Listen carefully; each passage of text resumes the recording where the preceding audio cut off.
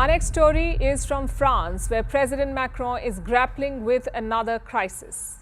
Brothers and sisters of the African continent and friends across the world, welcome once again to Voice of Africa, the channel where Africa's light shines brightly and where the stories of justice, struggle, and change are told with honesty.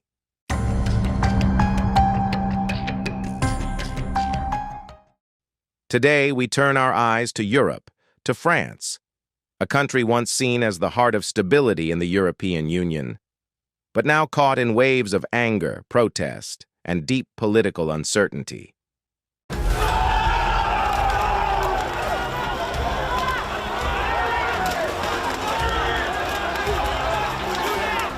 What is happening in France is not just a story of marches and slogans. It is a sign of a society confronting economic pain, political instability, and the demand of ordinary citizens to be heard. On September 10, 2025, France witnessed the rise of what protesters themselves called bloquons tout, block everything. The phrase became both a call to action and a reflection of their strategy, shutting down streets, blocking transport, and making the country grind to a halt until their voices could no longer be ignored. At the heart of their anger lies the government's proposed 2026 budget, which included planned public spending cuts of 43.8 billion euros. According to the Washington Post, this was the spark that lit the fire.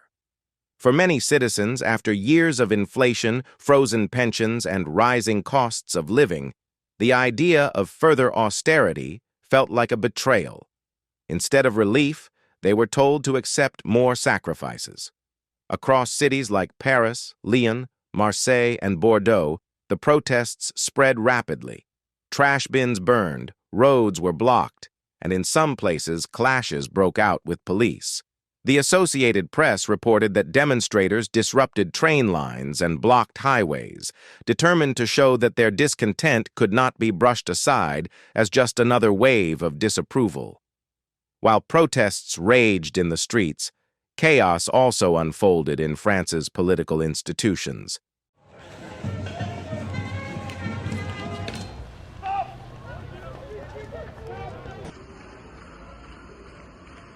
Just days before the protests, Prime Minister François Bayrou's government collapsed after losing a no-confidence vote in Parliament. This was not the first collapse. In fact, France had seen 4 governments fall in just 14 months. Sébastien Lecornu has been sworn in as France's new Prime Minister. These are the pictures of Mr. Lecornu at the official handover ceremony with his predecessor François Bayrou, who resigned yesterday on Tuesday after losing a vote of confidence. Mr. Lecornu becomes France's 5th Prime Minister in less than 2 years. A sign of how unstable its political landscape had become. President Emmanuel Macron responded by appointing a new Prime Minister, Sébastien Lecornu, a loyal ally. Yet, as the Times of London noted, Lecornu's first day in office was overshadowed by mass protests. The new Prime Minister could not even begin his work without facing the reality of nationwide anger. The Guardian highlighted how these demonstrations brought together diverse groups: teachers, railway workers, students, and even former Yellow Vest protesters. This was not just one sector of society protesting, but many different voices uniting around a single message that the French government had lost touch with the struggles of its people. We are unhappy with the current system. We want wealth to be shared among everyone. We are fed up with the richest people profiting. We want Mr. Macron to resign. The demands of the protesters are not framed as an ultimatum of 1 week, as some reports may exaggerate, but they are nevertheless powerful and urgent. From the voices on the streets, 3 central themes emerge. Protesters reject the harsh spending cuts planned in the 2026 budget. They argue that ordinary citizens cannot bear further reductions in healthcare, pensions, education, and public services when they already face economic hardship. Rising energy prices, high food costs, and frozen pensions have made daily life increasingly difficult. Protesters demand a government that protects the elderly, secures jobs for the youth, and ensures that working families can live with dignity. Many citizens feel that successive governments, including Macron's, have governed with arrogance, failing to listen to public concerns. Chants of Macron démission, Macron resign, reflect a growing loss of faith in leadership. These demands are grounded in lived experience. The Guardian described how a teacher at a barricade in Lyon explained that she could no longer afford basic costs of living, while a student in Paris spoke of graduating with little hope for employment. Pensioners, too, marched with banners denouncing frozen benefits. Their grievances are not abstract. They are about survival. The roots of these protests lie deeper than a single budget. France's economy has been under strain for years, carrying a national debt that now exceeds 3 trillion euros.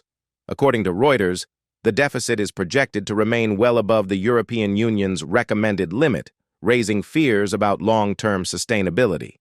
I mentioned the housing crisis in Paris. That's really important, but also in the whole of France. There's the ecological crisis. There's a lot of problems with... Meanwhile, unemployment, particularly among young people, is a growing concern. Factories have closed, some businesses have moved operations abroad, and public confidence in France's economic direction has weakened. For many French citizens, the promise of stability and prosperity feels like it has slipped away. Energy costs have also added fuel to public anger. France, long reliant on nuclear power, has faced higher energy bills as global supplies fluctuate. While not collapsing, as some rumors suggest, the rising price of electricity has hit households and industries hard, leaving many feeling abandoned by leaders who seem distant from their struggles. Though not the central demand of most demonstrators, foreign policy has also surfaced in the protests. Some citizens argue that France's government should focus less on international ambitions and more on domestic needs. The ongoing war in Ukraine, European defense spending, and diplomatic standoffs have been criticized by certain protest groups who believe resources should instead be directed toward schools, hospitals, and social welfare. However, it is important to note that mainstream reporting from Le Monde and AP News makes clear that the protests are primarily about austerity and domestic economic issues. Linking them solely to foreign policy neglects the larger context of rising inequality and budget cuts. What makes these protests significant is not only their scale, but also their symbolism. In Paris, barricades built from trash bins have echoed images of past uprisings in French history. In Marseille, demonstrators shut down major roads and chanted slogans calling for dignity. In Bordeaux, workers and students marched side by side. The Guardian observed how first-time protesters stood shoulder to shoulder with veterans of the Yellow Vest movement, creating a sense of solidarity across generations and backgrounds. For some, it was their first barricade. For others, it was the continuation of a long struggle. But for all, it was about reclaiming power in a system they feel has ignored them for too long. Macron quickly appointed a new Prime Minister, and we know that the same policies will be implemented, the same austerity policies. President Emmanuel Macron, once hailed as the youthful hope of France and Europe, now faces one of the most serious challenges of his leadership. His approval ratings have been declining steadily, and these protests add to the perception that he is increasingly isolated from the people he governs. While Macron insists that austerity is necessary to stabilize the economy and meet European obligations, his critics argue that these policies unfairly target the vulnerable while protecting elites. The image of a government that enjoys privilege while ordinary people struggle is one that has fueled much of the anger on the streets. The Washington Post noted that Macron's ministers have appeared on television urging calm, but these appeals have done little to stop the momentum of demonstrations. Trust has eroded, and every day the protests continue, the legitimacy of Macron's leadership is questioned more loudly. For Africa, watching these events carries important lessons. France has long projected itself as a pillar of stability, a country that often lectures others about governance, economics, and democracy. Yet today, its own people march in the streets against poverty, unemployment, and political arrogance. This moment reveals that no society is immune from the anger of its people when inequality grows too deep. Today we're here because French people do not agree with the budget, that is the provisional budget for 2006. Just as African citizens have risen throughout history to demand dignity and justice, so too are the French rising today to demand that their government listen. It also reveals the shifting balance between France and Africa. For centuries, France drew wealth and resources from Africa, often at Africa's expense. Now, with African nations asserting independence and control over their resources, France faces new vulnerabilities. While the current protests are not solely about Africa, they do reflect how deeply intertwined the fates of nations remain in a globalized world. Where does France go from here? Much depends on whether the government can find compromise with its citizens. If austerity continues, protests are likely to grow. If concessions are made, it may calm the streets but weaken Macron's standing with European partners. Political instability remains high, with the collapse of 4 governments in just over a year showing how fragile the system has become. For now, the Block Everything movement demonstrates the power of citizens to disrupt business as usual.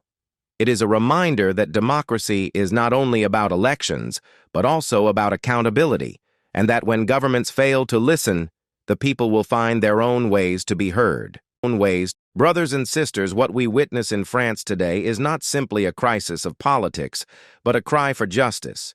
It is the voice of workers, teachers, students, and pensioners saying they cannot carry the burden any longer. It is the reminder that no empire, no government, no leader can ignore the people forever. As Africa continues to shape its own path toward dignity, self-reliance, and unity, the images from France remind us of a universal truth. When governments lose touch with their people, the streets will speak. And when the streets speak, the world listens.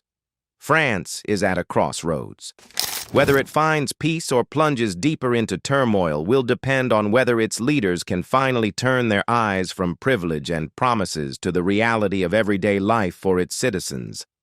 Until then, the fires of protest will continue to burn, not as symbols of destruction, but as signs of a people refusing to be silent. This has been Voice of Africa. Stay with us as we continue to bring you the stories that shape our world.